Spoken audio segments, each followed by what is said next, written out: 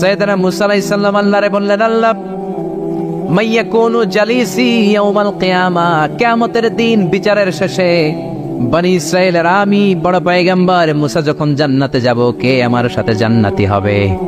আল্লাহ বললেন, সাহিবুকা ফিল জান্নাতি জাজ্জার, তোমার সাথে জান্নাতে ঢুকবে বনি ইসরাইলের একজন কসাই। কে? কসাই। সুবহানাল্লাহ কইবেন না? একজন কসাই যাবে। মুসা আলাইহিস সালাম বললেন, কি রে, আমি এত বড় নবী, কোন নবী যাবে না আমার সাথে, কোন ওলি যাবে না, কোন হাফেজে কোরআন যাবে না, কোন আলেম যাবে না, কসাই যাবে কেন? আল্লাহ বললেন, দেখে আসো কেন যাবে কসাই।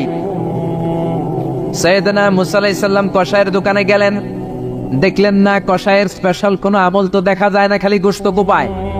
কি কোপায়? সারাদিন গোশত বিক্রির পরে বিকেল বেলা সবচেয়ে চমৎকার গোশতের একটা টুকরা নিয়ে কসাই দোকান বন্ধ করে বাড়িতে যায়। সাইয়েদনা মুসা আলাইহিস সালাম ছদ্মবেশে কসাইয়ের পেছনে পেছনে যায়। কসাই ঘরে ঢুকার পরে সাইয়েদনা মুসা আলাইহিস সালাম ঘরে নক করা শুরু করলেন। কসাই দরজা খুলে দেওয়ার পর সাইয়েদনা মুসা আলাইহিস সালাম পরিচয় গোপন করে বলে, আমি একজন মুসাফির, আজকে রাতে আপনার ঘরে থাকতে চাই। কসাই বলে, আহলান সাহলান মারহাবান তাইয়িবা, আসেন থাকেন, কোনো সমস্যা নেই, পাশের ঘরে বসেন, ওই ঘরে আমার একটু কাজ আছে। পাশের ঘরে যে মাচা থেকে একটা বৃদ্ধা মহিলাকে নামিয়ে নিজ হাতে গোসল করিয়ে গোশত কেটে রান্না করে রুটি দিয়ে মহিলাটারে খাওয়ানোর পর মহিলাটা হাতের মধ্যে আঁচলটা টেনে চোখের পানি ছেড়ে বিড়বিড় করে কি যেন দোয়া করে। সাইয়েদনা মুসা আলাইহিস সালাম শুনতে পেলেন না। ওই মহিলাকে খাওয়ানোর পরে প্লেটের মধ্যে গোশত আর রুটি নিয়ে কসাই যেয়ে বলে, ও ভাই মুসাফির, এই নেন খাবার, রাতের খাবার খেয়ে আপনি ঘুমিয়ে যান, সকালে আপনি যাবেন আপনার পথে, আমি যাব আমার দোকানে। সাইয়েদনা মুসা আলাইহিস সালাম বলে, রাতের খাবার পরে খাবো, আগে বলো ওই মাচার মধ্যে বৃদ্ধা মহিলাটাকে। কসাই বলে, এই মহিলাটা ছাড়া এই পৃথিবীতে আমার কেউ নাই, আমি ছাড়া এই মহিলাটারও আর কেউ নাই। এই মহিলাটা ওই মহিলা যে আমারে 10 মাস পেটে ধরেছে। আল্লাহু আকবার। এই মহিলাটা আমার জনম দুঃখিনী মা, মা ছাড়া আমার কেউ নাই, আমিও ছাড়া আমার মায়ের কেউ নাই। প্রতিদিন আমি আমার মারে গোসল করাই, নিজ হাতে টাওয়াল দিয়ে গা মুছে দেই, তেল মালিশ করে দেই, গোশত রান্না করে রুটি দিয়ে খাওয়াই, আর আমার মা আমার জন্য দোয়া করে। সাইয়েদনা মুসা আলাইহিস সালাম বললেন, বিড়বিড় করে তোমার মা 2 হাত তুলে কি দোয়া করেছে আমারে বলো, আমি তো বুঝলাম না।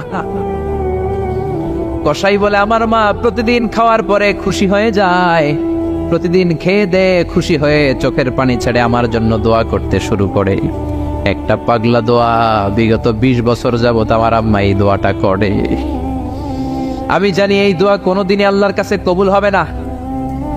সাইয়েদনা মুসা আলাইহিস সালাম বললেন, ও ভাই বলোই না কি দোয়া করে, আমারে বলো বলো।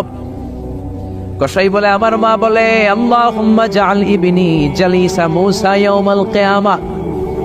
খাওয়ানোর পরে খুশি হয়ে হাত তুলে আমার মা বলে, আল্লাহ আমি আমার ছেলের খেদমতে এত খুশি, আমার ছেলের জন্য আমি হাত তুলে দোয়া করে দিলাম। শুনেছি এই জামানার বড় পয়গম্বর, বনি ইসরাইলের সবচেয়ে বড় পয়গম্বর হলো মুসা। আমার ছেলে কিয়ামতের দিন বিচার শেষে মুসা যখন জান্নাতে যাবে, আমার ছেলেরও মুসা নবীর সাথে তুমি জান্নাতে ঢুকাইয়া দিও। মুসা নবী যখন জান্নাতি হবে, আমার ছেলেরও ঢুকাইয়া দিবা। দোয়া করতে দেরি, কবুল হতে।